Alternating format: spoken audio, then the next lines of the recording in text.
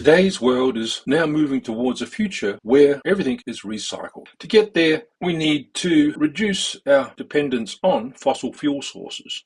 And to keep global warming to no more than 1.5 degrees centigrade, as called for in the Paris Agreement, we need to reduce our emissions by 45% by 2030 and reach net zero by 2050.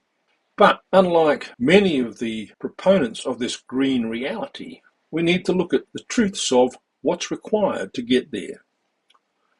It's a fact that an energy system powered by clean energy technologies differs profoundly from one fueled by traditional hydrocarbon sources. It's a fact that solar voltaic plants, wind farms, and electrical vehicles generally require more minerals, more raw materials to build than their fossil fuel-based equivalents.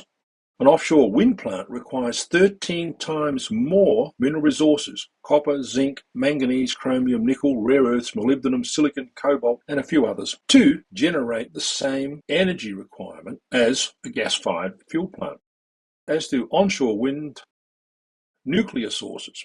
They all have a greater need for raw materials than a fossil fuel-fired source of electricity. We need to ask ourselves the question, without new sources of raw materials, that means mines, is it possible to reach net zero? Here's the most recent projection from the IAE, which is showing us that by 2030, there will be a significant shortfall in the supply of copper to meet the primary demand for copper. BHP recently reported that if we are to make this clean energy transition required by the Paris Agreement, we'll need to scale up the mineral production in copper, for example, where something like 140 new copper mines will be required by 2030. Traditionally, most of our copper has come from porphyry copper deposits and a few very large-scale supergiant and giant sedimentary copper deposits. And as this course will show, all of those very large-scale giant and supergiant sedimentary copper deposits have an association with evaporites. So this course is all about sedimentary copper, looking at it from a salty exploration viewpoint. Why do we see this association with saline environments where we find larger styles and larger grades of sedimentary copper? So why this course? Well, most courses and published papers looking at sedimentary copper mention the importance of evaporites in controlling the mineralization. It's long been recognized since the 60s that evaporites are an integral part of that association. Other than saying, oh, it's a sabkha association, most papers don't delve deeply into the why of the association of evaporites with larger scale sedimentary copper. We're going to develop that association and that understanding. We'll develop the understanding of where and why evaporites are the fundamental input into the creation of all supergiant sedimentary copper deposits.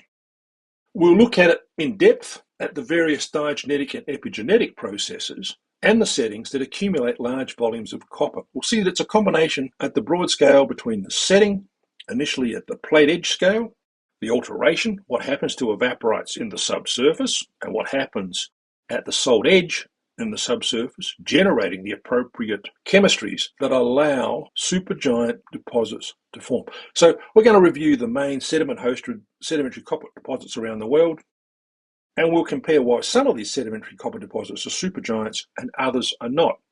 And yet there is an association of evaporites across many of them, both the larger and the smaller. But there's a particular form of evaporite which gives us that larger association, and that's the halokinetic style.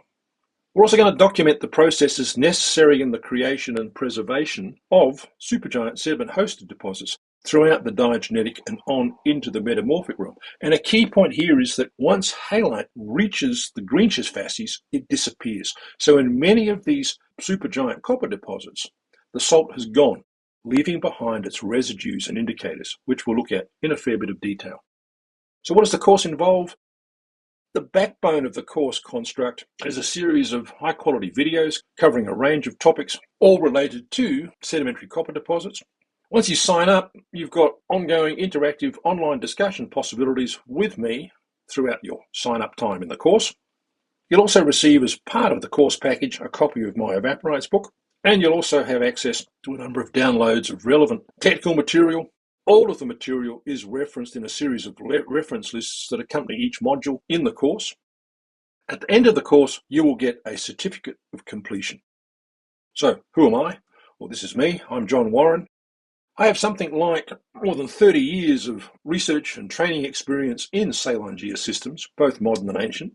I hold expertise across a range of evaporite-related skills, brine chemistries relevant to copper exploration and their application in economic geology, a broad knowledge of rock properties and ore quality issues, and I've got a strong background in applied sedimentology, seismic interpretation, and wireline analysis. And we'll bring all of these skills together, I hope, to give you a better understanding of sedimentary copper deposits. I've published a whole range of papers in that 30 years. I've written 4 major textbooks, along with a number of other chapters on various aspects of evaporites. And I've published a number of refereed papers in international journals. There's the copy of my evaporites book. You'll get a digital copy of this when you sign up for the course. You can also read what I find interesting in the world of evaporites in my Salty Matters blog. So, if you're ready, sign up and jump on board for the Sedimentary Copper course.